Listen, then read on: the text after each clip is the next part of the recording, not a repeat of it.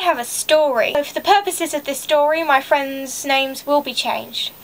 I was 14 and my friend Sardines asked me if I wanted to go to Camden with me and her friends just to go around and have a shop and a little look-see at Camden Market. So I asked my mum, and she was hesitant because I was 14 and going into London on my own was a big deal, but eventually she said, okay, as long as you go straight in, stay in Camden and come straight back and don't go wandering around London anywhere else, I'm fine with that. And I said yes. I thought, of course, why would I go wandering around London? The point was we were going to Camden. Why would I go wandering around London anywhere else?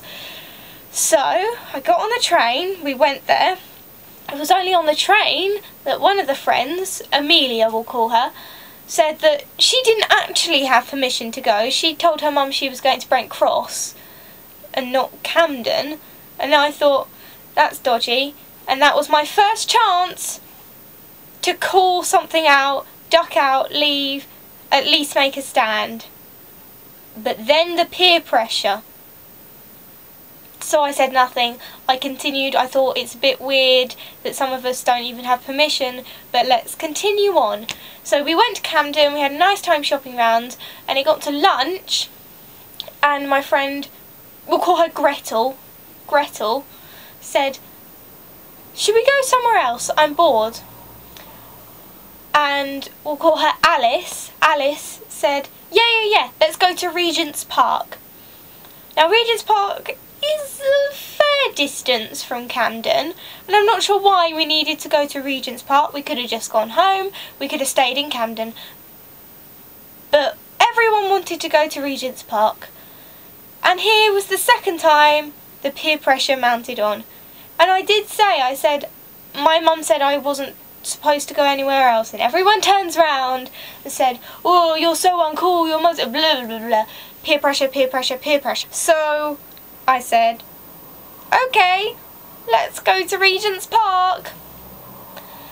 So we get back to the train station. Who knows the way to Regent's Park? No one. We get on the train anyway. Amelia, the one who doesn't have permission to go, says, oh, I need the loo. So we get off, we go to come out the train station, and we have an issue because most of us are using travel cards, all-day travel cards. Amelia is using an Oyster card, and the Oyster card has run out of money. So we're now stuck with a situation where everyone is on the bars on one side and Amelia is on the other side of the bars with no way of getting through. Now we all have money. We've come shopping. Everyone has money. It's fairly obvious we've all got money. But Amelia says she doesn't have any money and she doesn't know how she's going to get through because she needs to top up her Oyster card. I look round. No one's offering. And I feel it. And the peer pressure, and the peer pressure, and the peer pressure. So I offered to give her money and I gave her the money to get through the card. But you needed a certain amount of money to top up on Oyster cards. So it was actually quite a bit of money. And I gave her that money. She said, oh, thank you so much, I'll pay you back. So we came through the bars, went out to the loo, then back on the train, and something's going on. There's a shuffling, and Renee says to me, we need to get off the train now. Right, okay, I trust them, I don't know what's going on, but I trust them. We get off the train, walk, anywhere, walk. Okay, now I'm panicking, thinking, oh my gosh, what's going on? So we're walking, where are we going? Why don't we just get straight back on the train? No, we've got to get off the train, keep walking, keep walking. I said, what's going on? And get to a stop point, and Renee tells me that there's a creepy guy on the train. You get so many creepy guys. What is amazing about this creepy guy that means we have to get off the train? Are you being... No! He's a creepy guy. Why? He has his flies down and he's not wearing any underwear and he's standing around us constantly. So I was like, okay, good point. Let's try and shake him. Where is he? He's over there. Okay, let's shake him off. Let's keep walking. Now we're hurrying, we're panicking, we get back on the train. He gets back on a different train on the same carriage as us. It's at this point Renee tells me that he has touched her bum. Now we're panicking. We're being chased by some kind of crazy paedophile here. Now it's really scary. Now this is serious. We are in serious, serious trouble.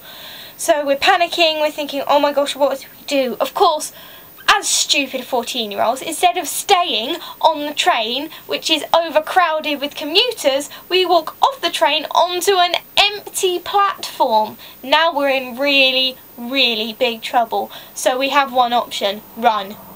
And we ran, and the guy following us started running too. He got off the train and he started following us and chased after us, and we ran. And everything that's going through my head at this moment is, if he catches up with us, if he gets me, I know those friends will run away.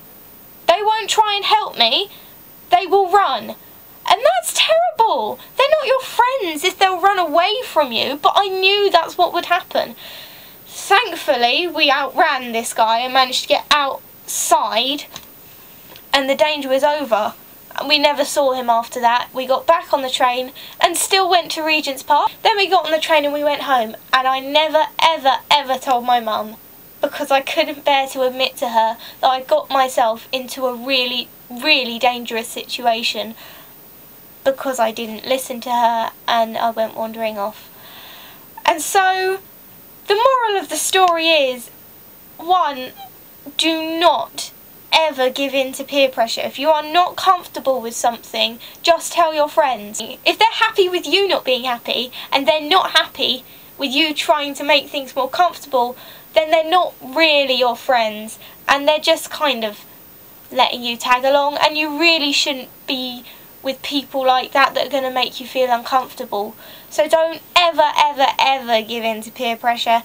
Second moral, do not go wandering around London as a pint-sized 14-year-old girl with people that don't have a clue what they're doing and not having a clue what you're doing yourself. I will see you soon, and do not give in to peer pressure. It is so stupid. Do not be as foolish as me. Just don't do it.